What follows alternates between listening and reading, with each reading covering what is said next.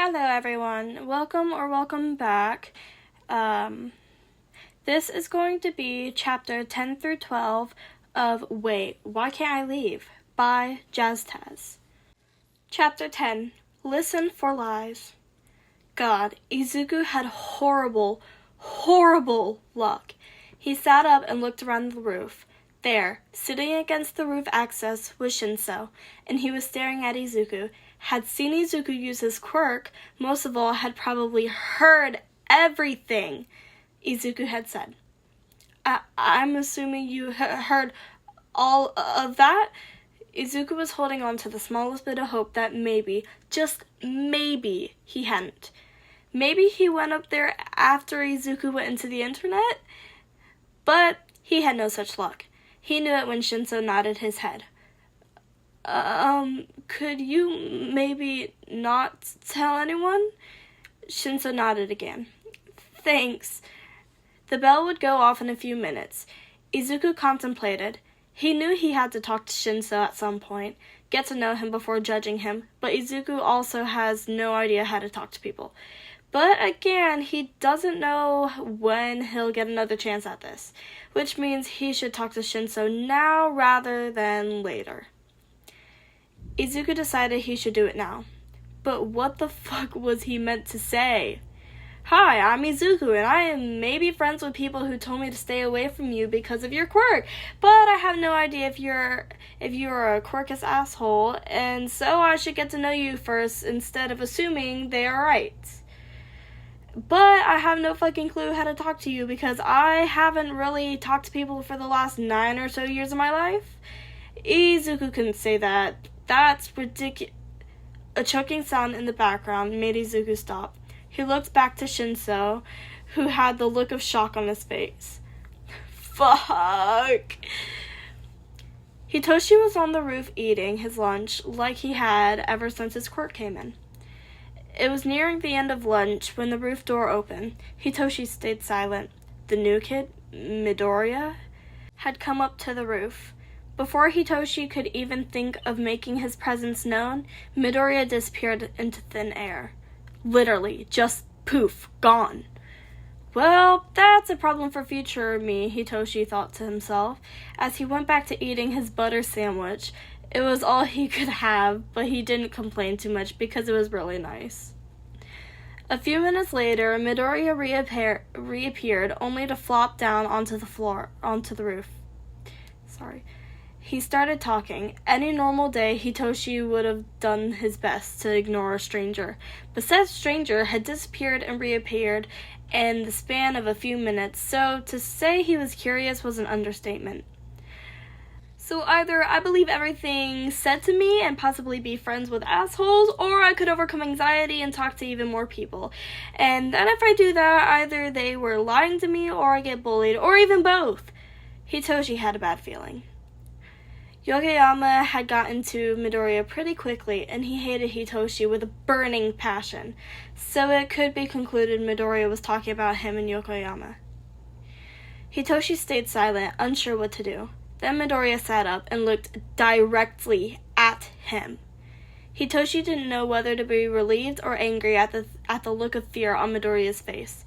Midoriya asked him if he had heard all of it. Hitoshi nodded. Midoriya asked him not to tell anyone. Hitoshi nodded again. As if I could even tell anyone, Hitoshi thought to himself. Midoriya started zoning out. Hitoshi wishes he could do that right now.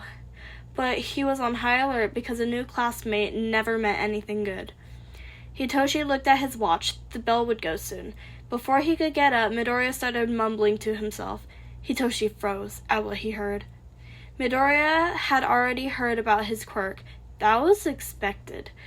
Midoriya not judging him by it was not. Hitoshi started choking on air, forgetting how to be human for a moment. Midoriya stopped mumbling, focusing back on him, color draining from his face. Fuck! Midoriya laid down on his back. Hitoshi was so confused. He only knew one way to fix this, and he was going to hate every second of it. But he had to know the truth. You're the new kid, right? Yes? Chapter 11. It's so stupid, it might just work. Hitoshi was using his quirk on the new kid. Well, that's a problem for future him. What do you mean by I should get to know you first instead of assuming they are right? Might as well get straight to the point. Yokoyama, Kanai, and Kirahara all told me to stay away from you because your quirk was villainous. That checked out. Those three were some of Hitoshi's biggest bullies. It only makes sense they tried to get the new kid to join them. I didn't know whether to believe them, so I asked some people in a group chat I fell into. They all told me to get to know you before jumping to any conclusions. They might be right, or they might be quirkist. Hitoshi was not expecting that. He knew Midoriya was telling the truth. There was no way to lie under his quirk unless he told them to. What is the real reason you want to talk to me? To know what you're really like, to know whether or not Yokoyama, Kanai, and Kirahara are good people to be near or not. Hitoshi couldn't believe it. Why hadn't you talked to me yet then? I was afraid. Why? I hadn't had a true friend since I was 5. Hitoshi froze. No one wanted to talk to me after my misdiagnosis. Hitoshi hadn't had a true friend since he was 5 either. But it doesn't make sense. Midoriya had one of the most heroic quirks he had seen. Being able to access the internet at any time could save so many lives. So why didn't he have friends? He mentioned something about a misdiagnosis? Hitoshi was brought back to reality when he heard the warning bell ring, losing concentration just enough for his grip in Midoriya's mind to slip.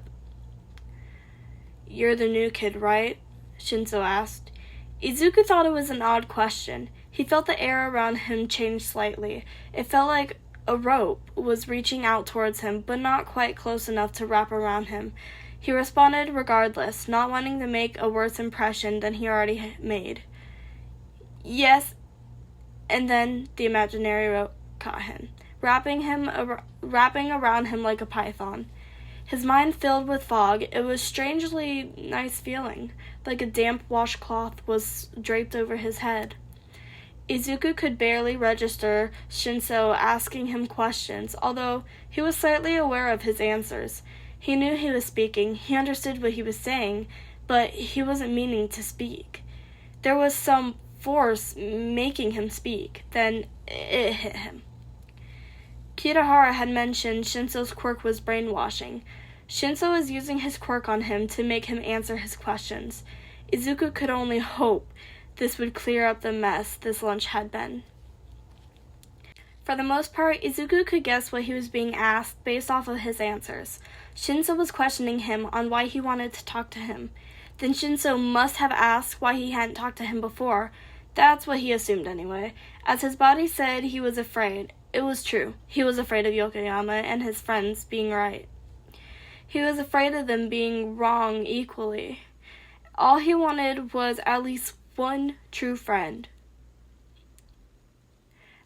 I hadn't had a true friend since I was 5. No one wanted to talk to me after my misdiagnosis. Izuku felt like he had water dropped on him. All Shinso needed to ask would be what the misdiagnosis was, and it'd all be over. There was a huge chance he would tell the whole school of his previous status. Even if everyone knew he should have a quirk, he would still be outcasted. Izuku hadn't noticed his body's lack of response during his panic. He did notice when the imaginary rope fell away, control over his body returning to him. He focused on Shinso, who looked just as panicked as himself felt. "Shit," they said in unison. Chapter 12. A brief intermission. Chat name. The pros and cons. Drugs. That is not how it works. Coffee. I mean, it kinda is. Drugs. Wait, Sho was siding with Blurr? At everyone. Look! Coffee. I regret everything. Cockatoo. What? Speed. Wait a damn minute. Coffee. Fuck off. Drugs. Never. This is groundbreaking. Not a cop. What's groundbreaking? Drugs. Oh my fucking god now. You should know by now to just scroll up. Not a cop. Huh? Didn't expect that from show. Drugs. Right? Not a cop. Someone's getting soft. Coffee. No, I'm not. Not a cop. Wonder what's happening with Blurr. Drugs. No, you can't change the subject. We are busy bullying show. We will talk about Blurr later. Coffee. So close, yet so far. Cockatoo. No bullying show. Only teasing. Drugs. Potato. Coffee. That doesn't really work over text. Drugs. Do I care? No. So shut the fuck up so we can tease you. Coffee. Or I could...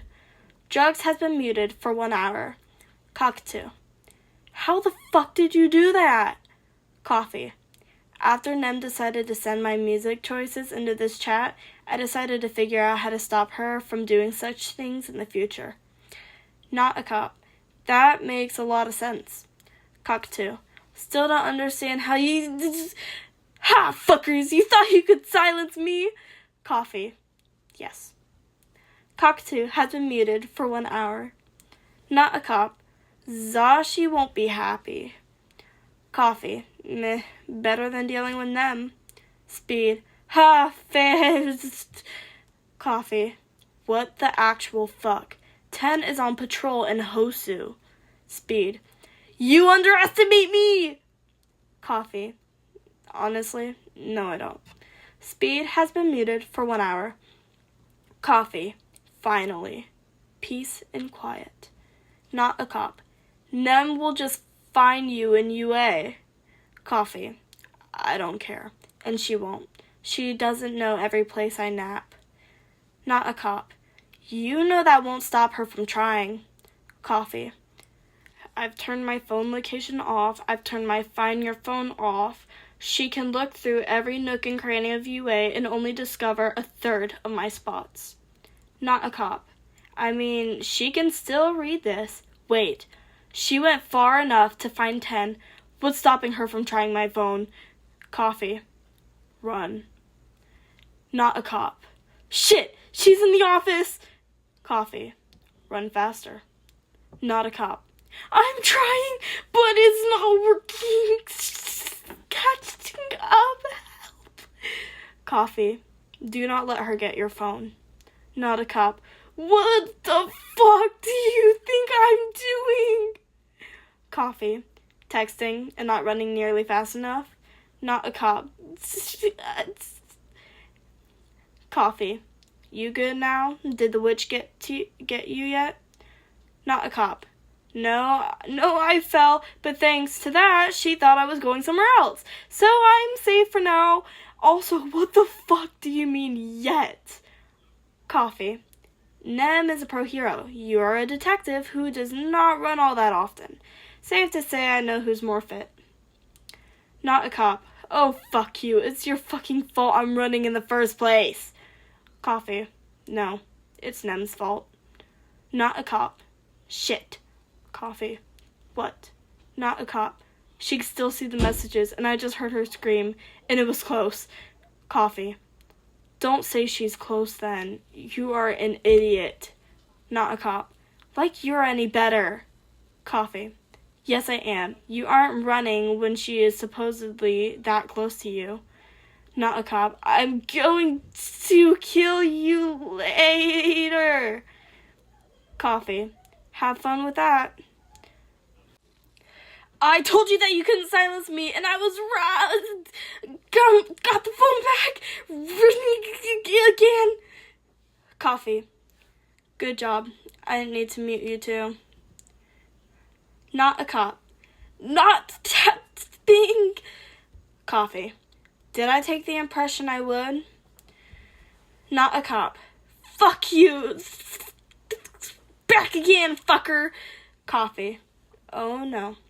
Not a cop has been muted for 1 hour. Coffee. Anyway. And that is it. Yep. That is chapter 10 through 12. And yeah, so maybe subscribe, leave a comment or so. I really like reading comments. It makes me really happy. Also, I'm sorry if I like stutter on words, or like if I have to go back and read them. I have problems with that. Yeah. So, thanks for listening, and tune in for the next video. Yeah.